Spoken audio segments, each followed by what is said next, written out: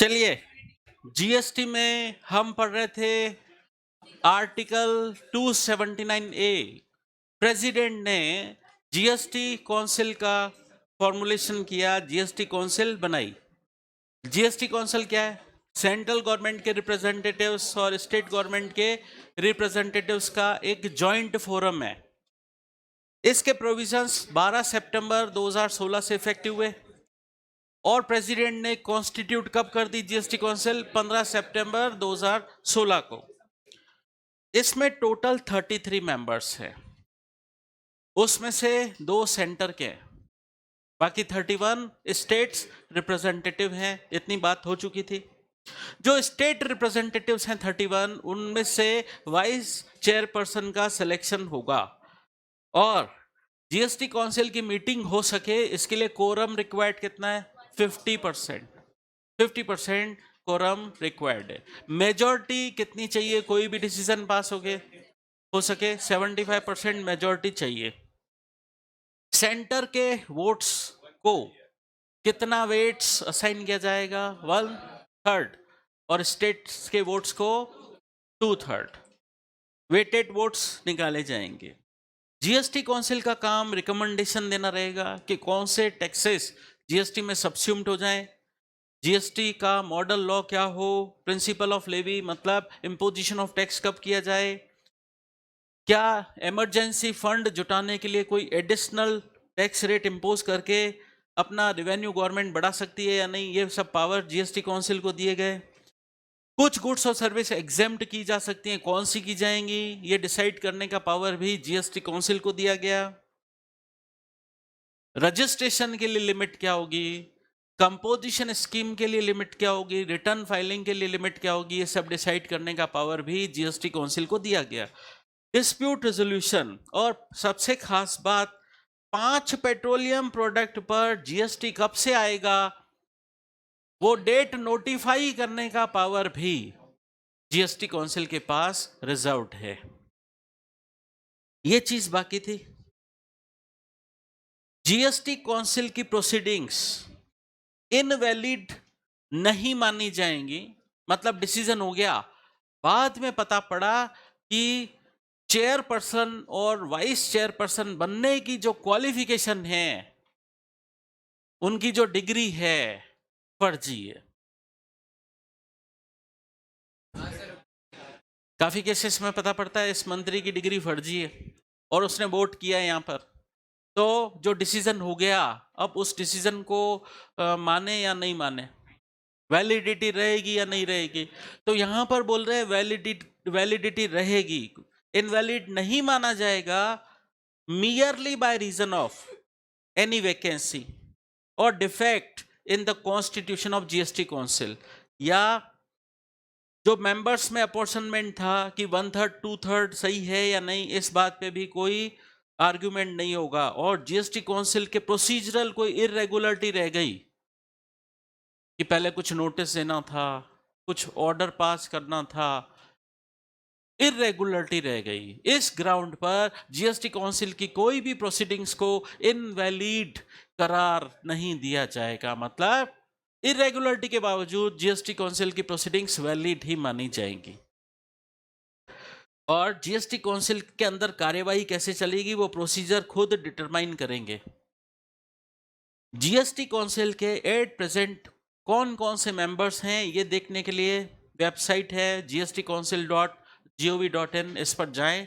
वो total 33 members कौन हैं ये आप चेक कर सकते हैं। डिसीजन मेकिंग हमने पढ़ा, ये हमने एग्जाम्पल कर लिया था। देखिए इस केस में मैंने बोला इन जनरल सेंटर के 2 रिप्रेजेंटेटिव आते ही हैं।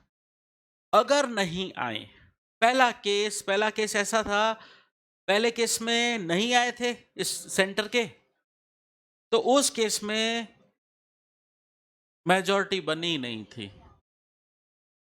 और केस नंबर 2 और 3 में, केस नंबर 2 और 3 में दोनों आए, मेजॉरिटी बन गई।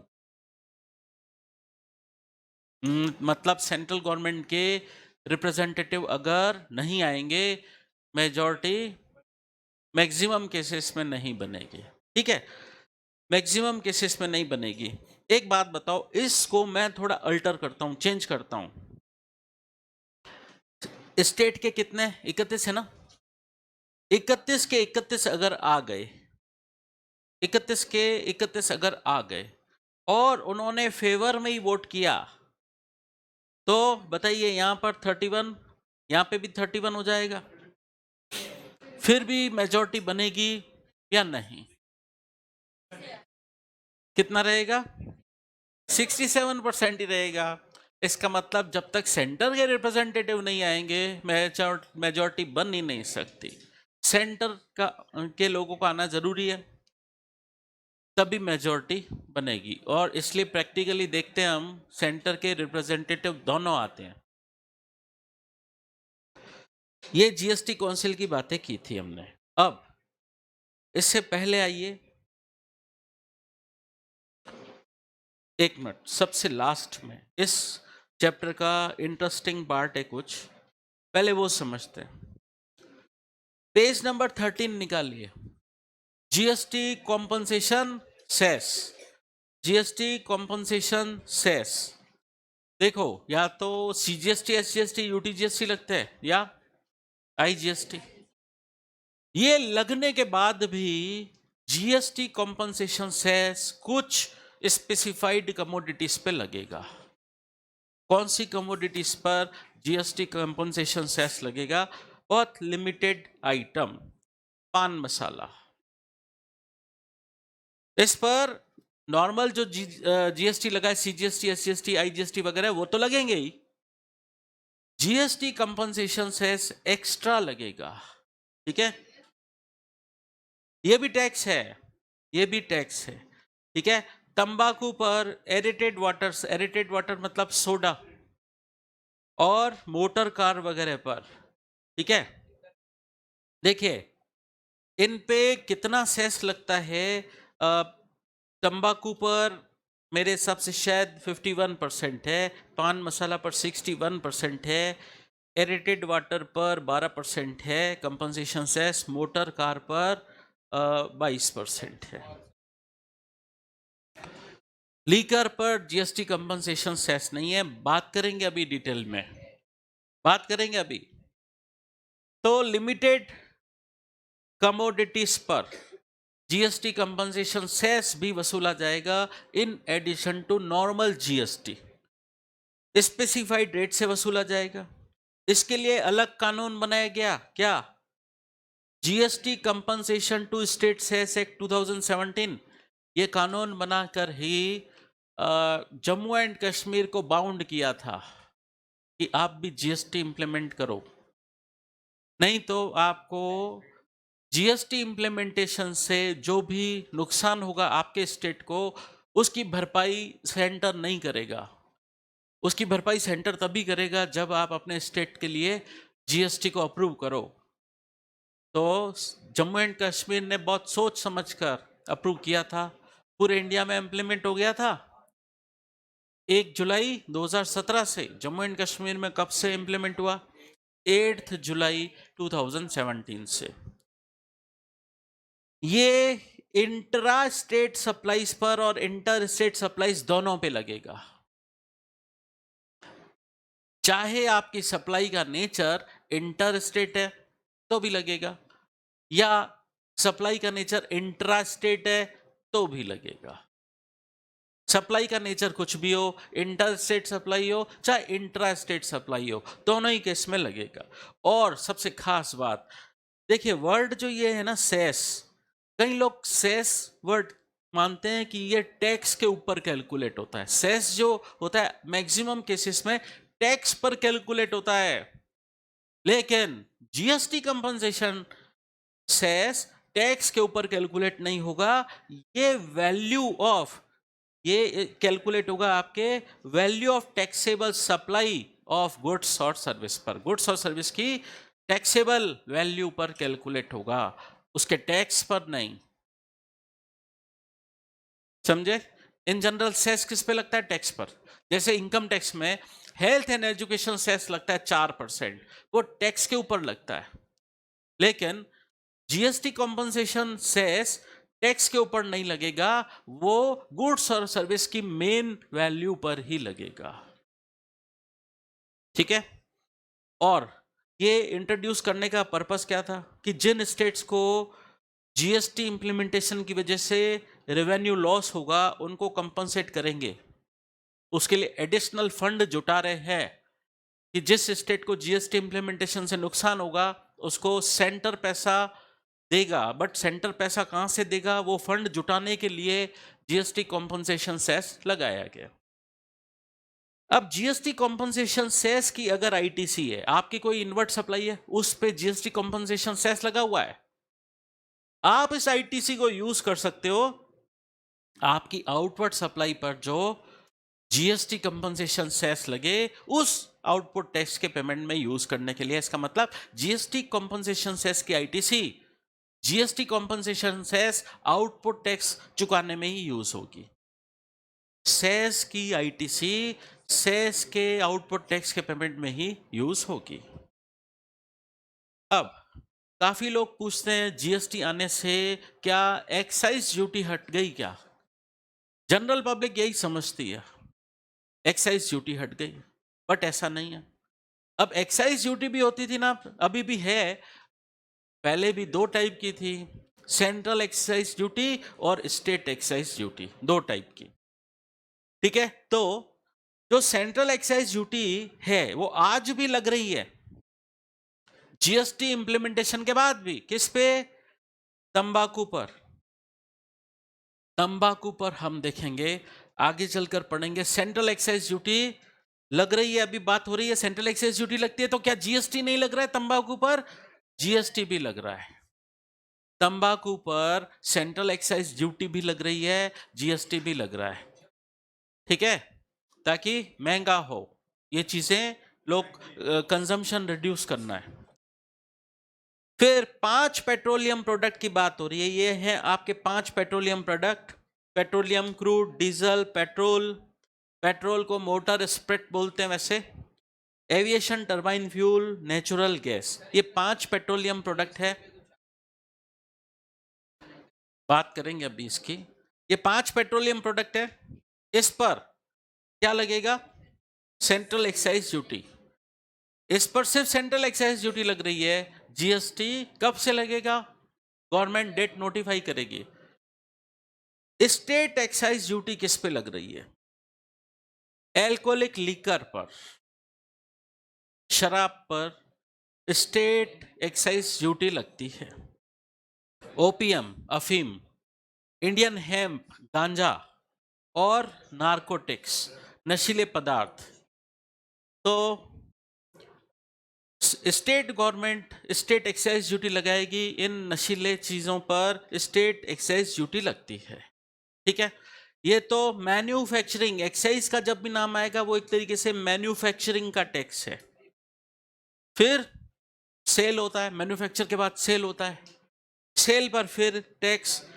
अगर petroleum crude, diesel, petrol, aviation turbine fuel, natural gas, alcoholic liquor, इनकी सेल होती है, हम चेक करेंगे कैसी सेल है, क्या इंट्रा स्टेट सेल है, क्या इंट्रा विद इन स्टेट, तो इस पे सेल टैक्स भी लगेगा। क्या? वेट। सेल टैक्स का नाम वेट, सेल पर लगता है, सेल टैक्स नाम वेट।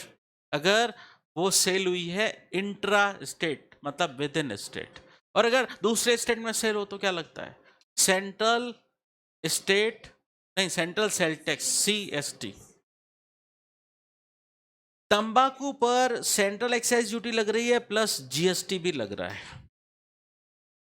तंबाकू पर सेंट्रल एक्साइज ड्यूटी लग रही है, जीएसटी भी लग रहा है। बताइए अब इलेक्ट्रिसिटी पर जीएसटी है या नहीं? एमसीक्यू में क्वेश्चन आ सकता है। बताइए पहली बात, जीएसटी क्या गुड्स या सर्विस पर है? बताइए इलेक्ट्रिसिटी गुड्स है या सर्विस? नहीं, इलेक्ट्रिसिटी इंटेंजिबल गुड्स है। इलेक्ट्रिसिटी इंटेंजिबल गुड्स है। ठीक है, तो इस पर कोई भी टैक्स लगाने का पावर स्टेट गवर्नमेंट के पास है। ठीक है, स्टेट गवर्नमेंट के पास है इलेक्ट्रिसिटी पर टैक्स लगाने का पावर। तो स्टेट गवर्नमेंट को पावर कहां से मिलता है? इंडिया के कॉन्स्टिट्यूशन में जो 7th शेड्यूल है उसमें लिस्ट सेकंड के अंदर एंट्री नंबर 53 में स्टेट गवर्नमेंट को पावर दे रखा है इलेक्ट्रिसिटी के कंजम्पशन पर टैक्स लगा सकते हैं। हालांकि स्टेट गवर्नमेंट ने अभी तक इलेक्ट्रिसिटी पर इस तरीके का कोई टैक्स नहीं लगाया है। स्टेट गवर्नमेंट के पावर्स में तो है बट अभी तक लगाया नहीं है, वो अलग बात है। आप इमूवेबल प्रॉपर्टी सेल परचेज करते हो, उस पर स्टाम्प ड्यूटी लगती है। स्टाम्प ड्यूटी पर जीएसटी नहीं लगेगा। तो stamp duty has been kept out of ambit of GST. GST is not leviable on sale or purchase of immovable property.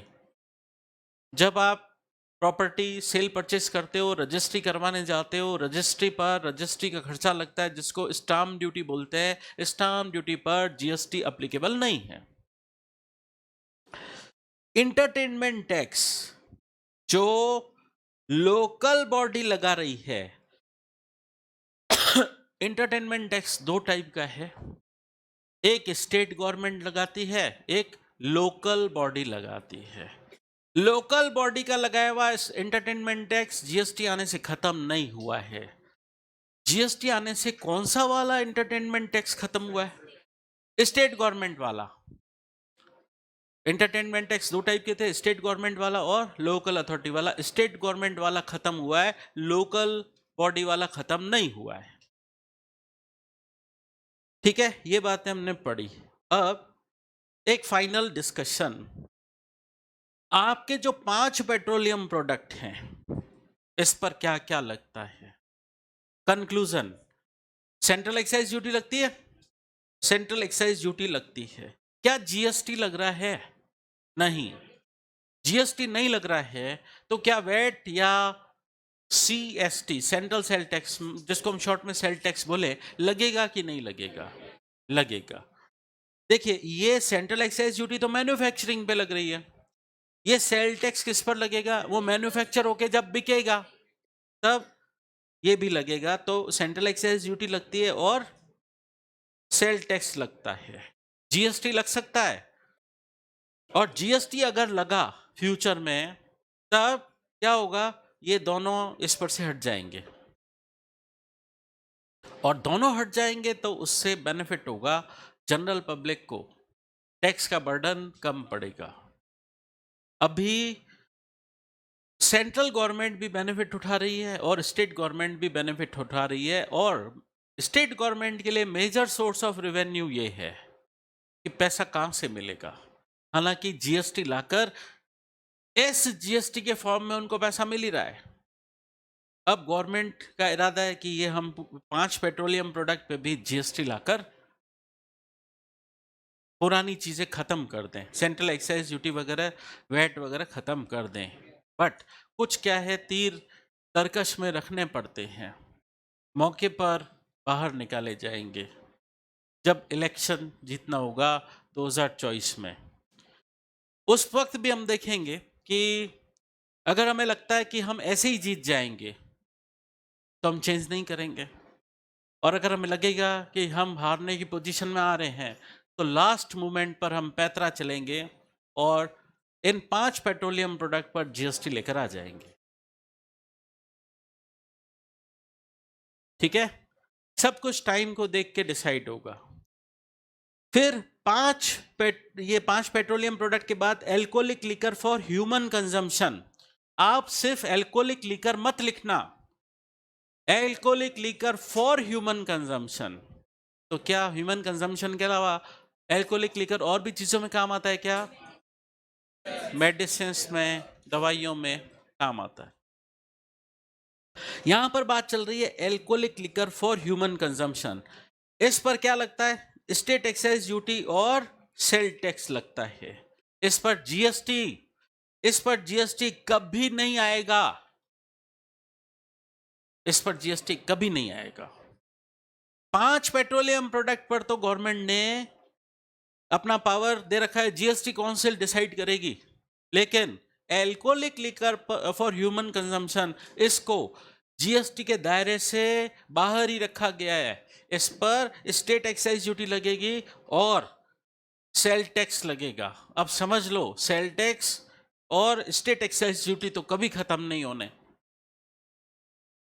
क्योंकि alcoholic liquor for human consumption, इसको आप कभी जीएसटी के दायरे में ला ही नहीं सकते।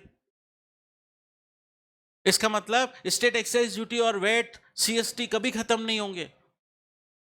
ठीक है। फिर ओपीएम, इंडियन हेम्प, नारकोटिक्स वगैरह पर स्टेट एक्साइज ड्यूटी लगेगी और क्या लगेगा? जीएसटी। ये नहीं लगेगा, वेट नहीं लगता है इन पर, तो क्या लगता है? इन पे तो जीएसटी लग रहा है। वेट, सेल टैक्स नहीं लगता इन पर, जीएसटी लगता है ओपीएम, इंडियन हेम्प और नारकोटिक पर। स्टेट एक्साइज ड्यूटी लग रही है, सेल टैक्स नहीं लगेगा, इन पर तो जीएसटी लग रहा है।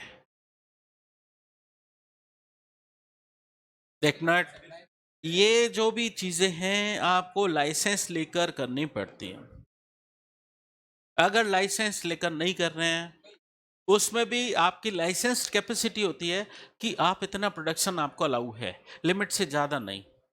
आपके लाइसेंस में लिखा जाएगा इस लिमिट तक प्रोडक्शन है, तो सही है, इस लिमिट से ज़्यादा नहीं कर सकते। अच्छा, तंबाकू पर मैंने क्या बताया था? तंबाकू और तंबाकू प्रोडक्ट्स पर सेंट्रल एक्साइज ड्यूटी लग रही है और जीएसटी भी लग रहा है। तो एक फाइनल कंक्लूजन था कि किस चीज पर क्या क्या लग रहा है। अब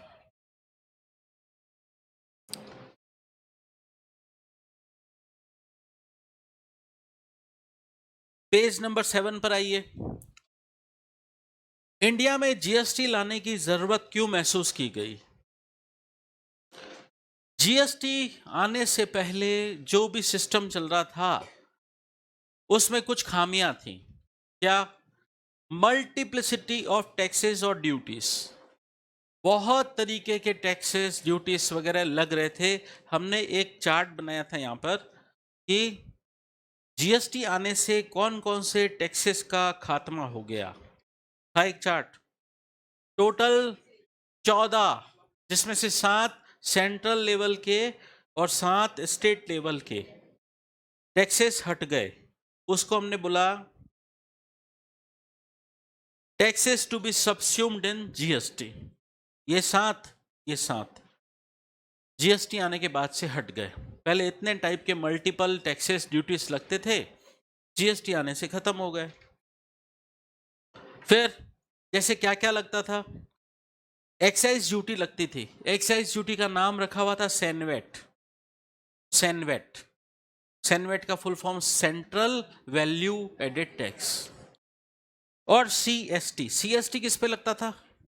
गुड्स पर, सर्विसेज पर नहीं, गुड्स के इंटर स्टेट मूवमेंट पर लगता था। जब जैसे राजस्थान से आपने पंजाब को गुड्स सेल किया, वहां के ट्रेडर को गुड्स सेल किया, ठीक है, तो सीएसटी लगता था। और आप राजस्थान के हो, राजस्थान के अंदर ही आपने सेल किया तो वेट लगता था। मतलब inter state supply of goods पर सीएसटी लगता था और इंट्रा स्टेट सप्लाई पर वेट लगता था। एक्साइज ड्यूटी था क्या? मैन्युफैक्चरिंग टैक्स था। सीएसटी क्या था? किसने लगाया था? सेंट्रल गवर्नमेंट ने इंटर स्टेट सेल पर लगाया था। और वेट किस पे लगाया था? Intra state sale of goods पर लगाया था। और ये सब गुड्स पे थे, तो सर्विसेज पर क्या था? Service tax. तो इतने ज्यादा टैक्सेस थे, इन सबको खत्म करके जीएसटी लेकर आए। ये सब not necessarily mutually exclusive. Mutually exclusive क्या होता है? कि सब एक दूसरे पर डिपेंडेंट है या नहीं है। म्यूचुअली एक्सक्लूसिव का मीनिंग क्या होता है? सब अलग हैं, डिपेंडेंट नहीं है। यहां कह रहे हैं नॉट नेसेसरली, मतलब क्या? डिपेंडेंसी है, डिपेंडेंसी है। फिर प्री जीएसटी रेजिम में क्या मिस्टेक्स थी, क्या गलतियां थी, जिनको हटाने के लिए जीएसटी लेकर आए। डबल टैक्सेशन हो रहा था, टैक्स के ऊपर टैक्स लग रहा था। मैंने आपको एक एग्जांपल दिया था, 100 रुपए वैल्यू ऑफ गुड्स है, उस पे एक्साइज ड्यूटी 12.36 लगा, 100 प्लस 12.36 टोटल 112.36, फिर 112.36 वाले पर 14.5% वैट लगा, तो टैक्स ऑन टैक्स लगा। ठीक है, तो डबल टैक्सेशन होता था। लेकिन जीएसटी में डबल टैक्सेशन की समस्या नहीं रहेगी, कारण परचेज पर जो टैक्स लग के आएगा, सेल करते वक्त, आउटवर्ड सप्लाई करते वक्त हमारा जो भी आउटपुट टैक्स बनेगा, उस आउटपुट टैक्स के पेमेंट में परचेज पर लगे हुए टैक्स की इनपुट टैक्स क्रेडिट मिल जाएगी, जिसकी वजह से डबल टैक्सेशन नहीं होगा। कास्केडिंग इफेक्ट खत्म हो जाएगा। कास्केडिंग इफेक्ट पहले था, कैसे? मैन्युफैक्चरिंग करते तो एक्साइज ड्यूटी सैनवेट के नाम से लगती, फिर वही मैन्युफैक्चर्ड गुड्स बिकता तो वैट फिर लगता। ठीक है, और मैन्युफैक्चरिंग पर जो एक्साइज ड्यूटी लगी है, वैट पे करने के लिए उसकी इनपुट टैक्स क्रेडिट नहीं मिलती थी। मैन्युफैक्चरिंग टैक्स पे कर दिया, अब वही मैन्युफैक्चर्ड गुड्स बिकेगा तो वैट लगेगा। अब आउटपुट वैट पे करना है, इसके लिए आप एक्साइज ड्यूटी की इनपुट टैक्स क्रेडिट वैट पे करवाने के लिए यूज नहीं कर सकते थे। ठीक है, तो उसकी वजह से ही डबल टैक्सेशन हो रहा था, आपस में सेट ऑफ नहीं होते थे, मतलब क्रेडिट एडजस्ट नहीं होती थी। एक बात बताइए, मेरे को कोई गुड्स खरीदना होता था पहले, दूसरे स्टेट से खरीदा, मैं राजस्थान का, मैंने महाराष्ट्र से गुड्स खरीदा, अब उस गुड्स पे सीएसटी लग के आता, सेंट्रल सेल टैक्स लग के आता। सेंट्रल सेल टैक्स मेरे परचेज पर लग कर आया है, क्योंकि मैंने वो दूसरे स्टेट से माल खरीदा है। अब वो मैंने जो गुड्स खरीदा है, मेरे को अपने स्टेट में बेचना है, अपने स्टेट में बेचूंगा तो मेरे को वैट देना पड़ेगा, आउटपुट टैक्स के रूप में क्या देना पड़ेगा? वैट। अब वो वैट पे करवाने के लिए भी मैं परचेस पर जो सीएसटी लग के आया था उसकी क्रेडिट नहीं मिलती थी, उसकी भी क्रेडिट नहीं मिलती थी। लेकिन अब सोचो, जीएसटी आने के बाद से अगर मैं दूसरे स्टेट से परचेस करूंगा तो क्या लग के आएगा? आईजीएसटी। फिर वही खरीदा हुआ माल मैं अपने स्टेट में बेचूंगा तो मेरा आउटपुट टैक्स क्या बनेगा? CGST, SGST. Output tax CGST SGST पे कराने के लिए मेरे पास जो परचेस पर आईजीएसटी लगा था उसकी क्रेडिट मिलेगी कि नहीं मिलेगी? पहले ऐसे नहीं होता था, मैं दूसरे स्टेट से खरीदता था, सीएसटी लग के आता था, उसकी क्रेडिट वेट आउटपुट टैक्स के पेमेंट में यूटिलाइज नहीं कर पाते थे। तो इसकी वजह से अब एक और एग्जांपल देता हूं। फॉर एग्जाम्पल, एक लेडी है जो ब्यूटी पार्लर चला रही है। ब्यूटी पार्लर चलाना सर्विस की कैटेगरी में आता है, उस पर पहले सर्विस टैक्स था। ठीक है, तो ये लेडी ब्यूटी पार्लर चलाती पहले, तो इसको सर्विस टैक्स पे करना पड़ता था। ब्यूटी पार्लर चलाने के लिए इस लेडी को काफी सारे ब्यूटी प्रोडक्ट्स खरीदने पड़ते थे, उस पर टैक्स लग के आता था। ठीक है, उस पर टैक्स लग के आया, एक्साइज ड्यूटी वैट, उसकी क्रेडिट, परचेस पे लगा हुआ टैक्स है, उसकी क्रेडिट, वो सर्विस दे रही है, सर्विस पर सर्विस टैक्स लग रहा है, आउटपुट टैक्स। परचेस जो प्रोडक्ट किए थे, सर्विस देने के लिए सर्विस पर सर्विस टैक्स देना है आउटपुट टैक्स के रूप में। तो प्रोडक्ट जब खरीदे थे उन पे जो इनपुट टैक्स लग के आया था उसकी क्रेडिट वो आउटपुट सर्विस टैक्स के पेमेंट में यूज नहीं कर सकते थे। लेकिन अब जीएसटी आने से क्या होगा? जब ये रॉ मटेरियल अपना ये ब्यूटी प्रोडक्ट खरीदेंगी उन पे भी जीएसटी लग के आएगा, सर्विस देंगे उस पे भी जीएसटी लगेगा, आउटपुट टैक्स के पेमेंट में वो इनपुट टैक्स क्रेडिट यूटिलाइज कर पाएंगे। तो ये पुराने काफी डेफिशिएंसीज थी, उनको ठीक किया गया। और पहले काफी एडिशनल टैक्सेस भी लगते थे, लग्जरी टैक्स, एंटरटेनमेंट टैक्स, ये सब मर्ज हो गए। एडिशनल टैक्सेस पहले excise duty, CST, VAT, service tax, multiple taxes थे, सब खत्म हो गए। और इंडिया में क्या सिस्टम बनाया गया? अब सिंगल कॉम्प्रिहेंसिव नेशनल लेवल का सिस्टम जिसका नाम जीएसटी है रखा गया। गवर्नमेंट ने नारा दिया, good and simple tax, one nation one tax. अभी बात चल रही है कि इलेक्शन की भी, कि लोकसभा राज्यसभा के इलेक्शन एक ही टाइम पर कराए जाएं, उससे कॉस्ट, वो काफ़ी कॉस्ट सेविंग रहेगा। तो वन नेशन वन टैक्स। और जीएसटी को इतनी सारी बीमारियों का एक सिंगल इलाज के रूप में देखा गया, a single cure for all ills of old indirect tax regime. पुरानी सारी बीमारियां एक ही जीएसटी से ठीक हो जाएंगी। ठीक है, चलिए आज की क्लास में इतना ही।